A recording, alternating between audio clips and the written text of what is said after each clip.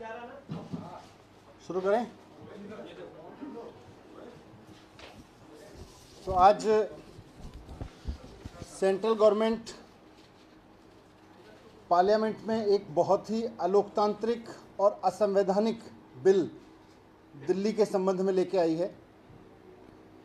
केंद्र सरकार दिल्ली सरकार को चलाने का जो GNCTD एक्ट है, ये एक्ट है government of national capital territory Delhi act.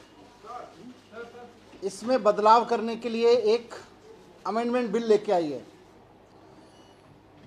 ये जो बिल है, ये जो अमेंडमेंट लेके आ रही है केंद्र सरकार, भारतीय जनता पार्टी की सरकार, ये जैसा मैंने कहा कि संविधान के खिलाफ है और साथ साथ लोकतंत्र के खिलाफ है। इस बिल में लिखा हुआ है, ये बिल है, अमेंडमेंट बिल, इसकी कॉपी है। ये एक पन्ने का बिल है कुल मिला के, और इस बिल में लिखा हुआ है कि दिल्ली सरकार, मतलब इस बिल के लागू होने के बाद दिल्ली सरकार का मतलब होगा लेफ्टिनेंट गवर्नर। दिल्ली में चुनी हुई सरकार का मतलब अब कुछ नहीं रह जाएगा। दिल्ली में सरकार का केवल एक मतलब होगा, लेफ्टिनेंट गवर्नर। ये बहुत ही खतरनाक अमेंडमेंट है, लोकतांत्रिक हिसाब से देखें और संविधान के हिसाब से देखें, दोनों तरफ से। और दूसरा, इसमें लिखा हुआ है कि जो चुनी हुई सरकार है, मंत्रिमंडल है, वो जो भी फैसले लेगा उसकी फाइल अब LG के पास भेजनी पड़ेगी, हर एक फाइल। तो दो अमेंडमेंट है मेन रूप से इसमें। पहला ये कि दिल्ली सरकार का मतलब होगा लेफ्टिनेंट गवर्नर, तो इसका मतलब यह है कि चुनी हुई सरकार का कोई मतलब नहीं रह गया, चुनाव कराने का कोई मतलब नहीं रह गया, मुख्यमंत्री मंत्री का कोई मतलब नहीं रह गया, सरकार केवल LG साहब होंगे। तो ये एक बहुत ही तानाशाही भरा अमेंडमेंट है। और दूसरा, जैसा मैंने कहा कि हर एक फाइल LG के पास भेजनी पड़ेगी, ये भी अपने आप में एक बहुत तानाशाही भरा है कि फिर सरकार चुनने का मतलब क्या रह गया, फिर चुनाव क्यों करवाते हो, फिर डेमोक्रेसी का दिखावा क्यों करते हो।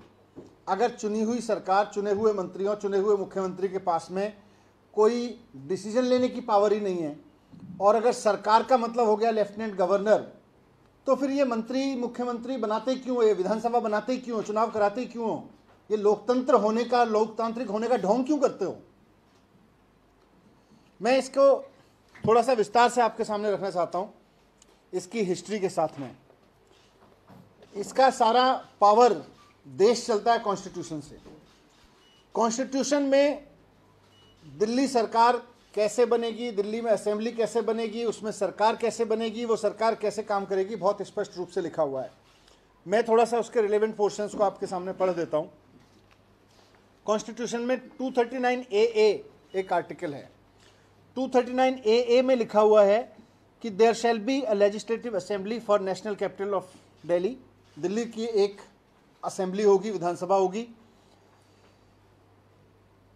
This assembly shall have power to make law for the whole or any part of the subject of the national capital territory with respect to any of the matters enumerated in the state list or in the concurrent list, except matter with respect to entries 1, 2 and 18 of state list। मतलब यह है कि दिल्ली में एक चुनी हुई assembly होगी, संविधान में लिखा हुआ है, और इस चुनी हुई विधानसभा के पास स्टेट लिस्ट और कंकरेंट लिस्ट में शामिल सभी विषयों पर एंट्री नंबर 1, 2 और 18, मतलब पब्लिक ऑर्डर, पुलिस और ज़मीन, इन 3 मसलों को छोड़ के बाकी सारे मसलों पर, दिल्ली के क्षेत्र में आने वाले सभी मसलों पर कानून बनाने का अधिकार होगा। मेक लॉ, कानून बनाने का अधिकार होगा। ये इसमें संविधान में साफ साफ लिखा हुआ है। आगे लिखा हुआ है कि संविधान, ये विधानसभा के साथ साथ दिल्ली में there shall be a council of ministers consisting of not more than 10%, उसका पूरा कंपोजिशन है। और ये there shall be council of minister of not more than 10% of the total number of members in the assembly with the chief minister at the head of aid and at the head to aid and advise the lieutenant governor. सारे संविधान में राज्यों के पास में यही होता है और इसी तरह से यही बात यहाँ लिखी हुई है कि एक चुना हुआ मंत्रिमंडल होगा, मुख्यमंत्री होंगे और वो एड एंड एडवाइस करेंगे लेफ्टिनेंट गवर्नर को। यही केंद्रीय मंत्रिमंडल का मतलब होता है, यही दिल्ली के बाकी राज्यों के मतलब का होता है। इस संविधान में आगे लिखा हुआ है कि प्रोवाइडेड, और ये सब अपने लॉ बनाएंगे और बाकी सारा फंक्शनिंग करेंगे, इसमें ये लिखा हुआ है संविधान में, provided that in case of difference of opinion between the LG and ministers on any matter, LG shall refer this to president.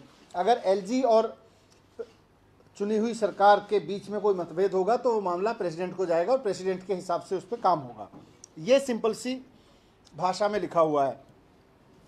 ये इसलिए कहा क्योंकि 2015 में जब आम आदमी पार्टी की सरकार ने ईमानदारी से काम करना शुरू किया और जनता के मुद्दों पे काम करना शुरू किया और भारतीय जनता पार्टी की केवल 3 सीटें रह गईं, तो भारतीय जनता पार्टी ने पिछले दरवाजे से लेफ्टिनेंट गवर्नर के जरिए इस संविधान का ये इंटरप्रिटेशन कराना शुरू किया कि एलजी सरकार है, जबकि इसमें साफ साफ लिखा हुआ है कि चुनी हुई सरकार होगी और चुनी हुई सरकार सिस्टम को चलाएगी लेफ्टिनेंट गवर्नर का एड एंड एडवाइस पे। तो तत्कालीन लेफ्टिनेंट गवर्नर साहब ने बिल्कुल तानाशाही के तरीके से कहना शुरू कर दिया, मैं ही सरकार हूं, मैं ही सरकार हूं, मैं ही सरकार हूं और आप कुछ नहीं कर सकते हो। उसके खिलाफ हम हाई कोर्ट में गए, हाई कोर्ट ने भी वही जजमेंट दे दिया उनके फेवर में। उसके बाद हम सुप्रीम कोर्ट में गए, सुप्रीम कोर्ट में ये मसला कॉन्स्टिट्यूशन बेंच के सामने गया। कॉन्स्टिट्यूशन बेंच ने बहुत खूबसूरत शब्दों में कॉन्स्टिट्यूशन में लिखे हुए को इंटरप्रेटेट किया कि इसका मतलब क्या है। मैं वहां से कॉन्स्टिट्यूशन जजमेंट के पैरा नंबर 2277 से कुछ लाइनें आपके लिए पढ़ना चाहता हूं। पैरा नंबर 277 में जो कॉन्स्टिट्यूशन बेंच का जजमेंट है उसमें साफ साफ लिखा हुआ है कि the constitution being the supreme instrument envisages the concept of constitutional governance, ours is a parliamentary form of government guided by principle of collective responsibility। ये एक बेसिक उन्होंने दिया। आगे लिखते हैं, कॉन्स्टिट्यूशन बेंच आगे बताती है कि संविधान में लिखे हुए का मतलब है द कैबिनेट ओज a duty towards the legislature for every action taken in any of the ministries and every individual minister is responsible for every act of the ministry. ये कॉन्स्टिट्यूशन बेंच ने कहा है कि हर एक मंत्री और कैबिनेट अपनी अपनी मिनिस्ट्रीज के लिए रेस्पॉन्सिबल हैं, जिम्मेदार हैं। आगे कॉन्स्टिट्यूशन बेंच कहती है, इसको और आगे खोलते हुए, the constitution has mandated a federal balance where an independence of certain required degree is assured to the state governments as opposed in to centralism। A balance, centralism के खिलाफ है हमारा कॉन्स्टिट्यूशन। हमारा कॉन्स्टिट्यूशन फेडरलिज्म के बढ़ावा देता है, ऐसी व्याख्या करते हुए सुप्रीम कोर्ट कहते हैं as oppose to the centralism a balance federal structure mandate that union does not usurp all powers and the states enjoy freedom without any unsolicited interference from the central government with respect to the matter which exclusively fall within their domain। हर एक राज्य की विधानसभा के क्षेत्र में आने वाले दायरे में आने वाले मैटर्स पर केंद्र सरकार जबरदस्ती दखलंदाजी ना करे, इसके लिए कॉन्स्टिट्यूशन ने स्टेट्स को पूरा फ्रीडम दी हुई है। आगे वो लिखते हैं कि ये जो अमेंडमेंट जिसकी मैंने बात कही 239A की, उसके बारे में सुप्रीम कोर्ट ने कहा कि 69th अमेंडमेंट से आया था ये। पार्लियामेंट ने दिल्ली में रिप्रेजेंटेटिव फॉर्म ऑफ गवर्नेंस स्थापित की है। The said provision intend to provide for the capital a directly elected legislative assembly which shall have legislative powers over matters falling within the state list and the concurrent list, barring those accepted, and a mandate upon the lieutenant governor to act on the aid and advice of the council of ministers। 3 subject को छोड़ के उसके लिए उन्होंने बताया constitution ने कि legislative assembly और सरकार को दी है। The Legislative Assembly of the Delhi also has the power to make law over all those subjects which figure in the concurrent list and all but 3 excluded subject in the state list। फिर से उसी बात को दोहराया है। आगे लिखते हैं, The executive power of the Council of Ministers of Delhi spans over all subjects in the concurrent list and all but those 3 subjects। Assembly को भी पावर है, कैबिनेट को भी पावर है, काउंसिल ऑफ मिनिस्टर्स को 3 सब्जेक्ट्स को छोड़ के कॉन्स्टिट्यूशन के ऑर्डर में, कॉन्स्टिट्यूशन बेंच के ऑर्डर में, सुप्रीम कोर्ट के ऑर्डर में साफ साफ लिखा हुआ है, union of India has exclusive executive power with respect to NCT of Delhi relating to the 3 matters. 3 subject पे उनके पास में एक्सक्लूसिव पावर है, ये सुप्रीम कोर्ट ने साफ किया। In the state list in respect to which the power of the Delhi legislature has been excluded. In respect of other matters, the executive power is to be exercised by the government of NCT of Delhi. Delhi सरकार बाकी सारे matters पे 3 subject को छोड़ के executive power use करेगी, ये भी लिखा है। आगे लिखते हैं द एड एंड एडवाइस का meaning. The meaning of aid and advice employed in the article 239 AA has to be constituted to mean that the Lieutenant Governor of NCT of Delhi is bound by aid and advice of the Council of Ministers, and this position holds true to so long as the Lieutenant Governor does not exercise his power to differ. The Lieutenant Governor has not been entrusted with any independent decision making power. ये जो amendment ये ला रहे हैं, ये साफ साफ कह रहे हैं कि आपको हर एक डिसीजन एलजी के पास भेजना पड़ेगा, हर एक फाइल भेजनी पड़ेगी, और एलजी सरकार है। सुप्रीम कोर्ट कहते हैं कि कॉन्स्टिट्यूशन में साफ साफ लिखा हुआ है कि lieutenant governor has not been entrusted with any independent decision making power. He has to either act on the aid and advice of the council of minister or has to differ and send it to the president.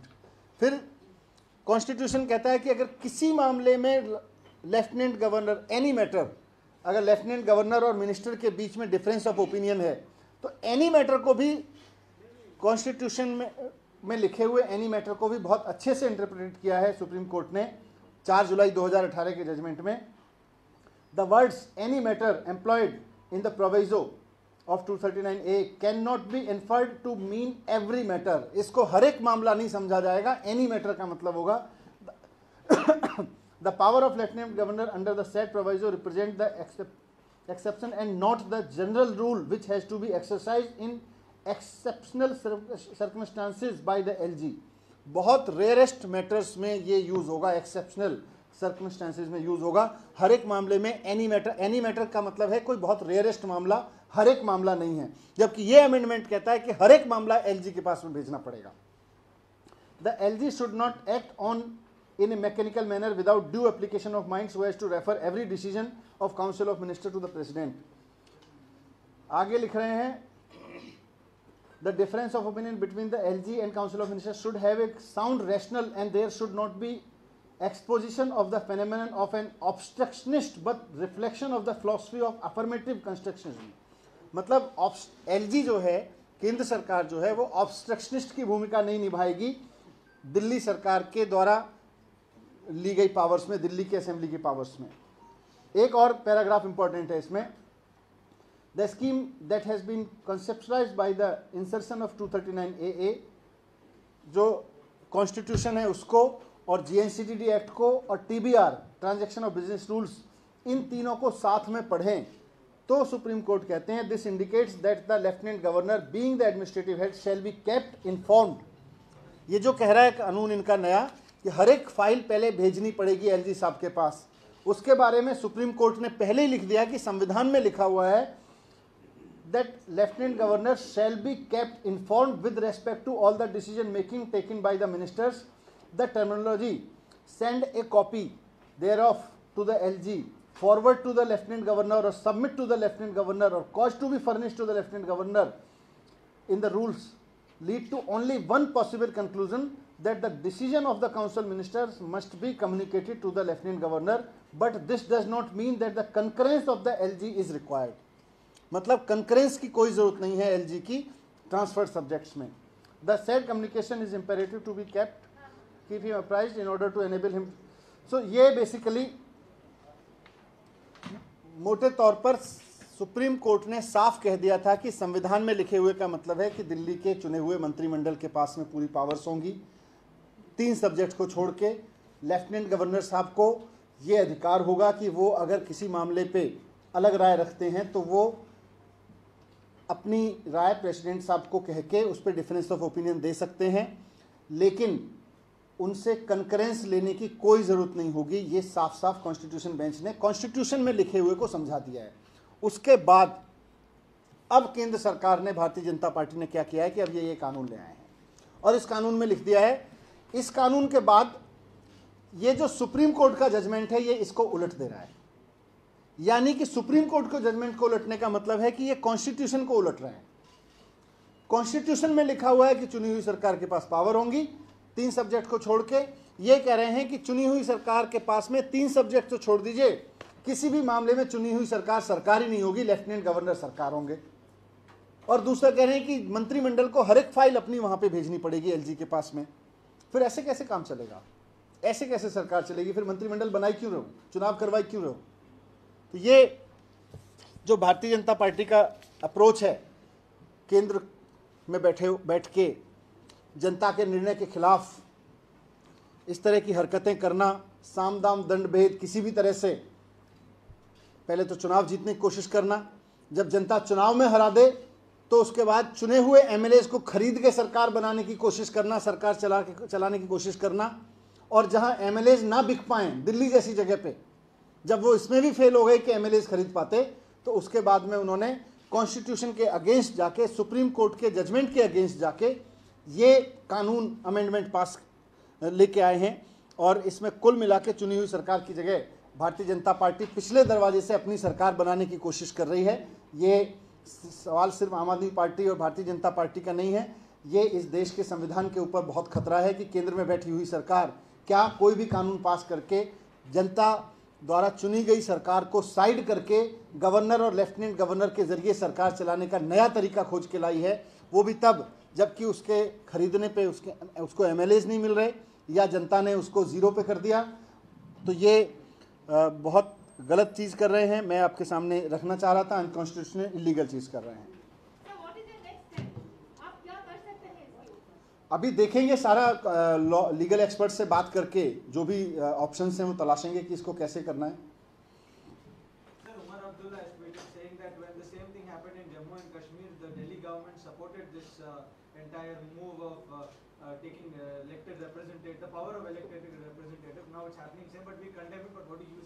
Bharatiya Janata party Delhi में बुरी तरह से चुनाव हार गई, इस बार 0 seat दी है उसको, और 0 सीट वाली पार्टी अब क्योंकि केंद्र में बैठी है तो पिछले दरवाजे से दिल्ली में सरकार चलाना चाह रही है।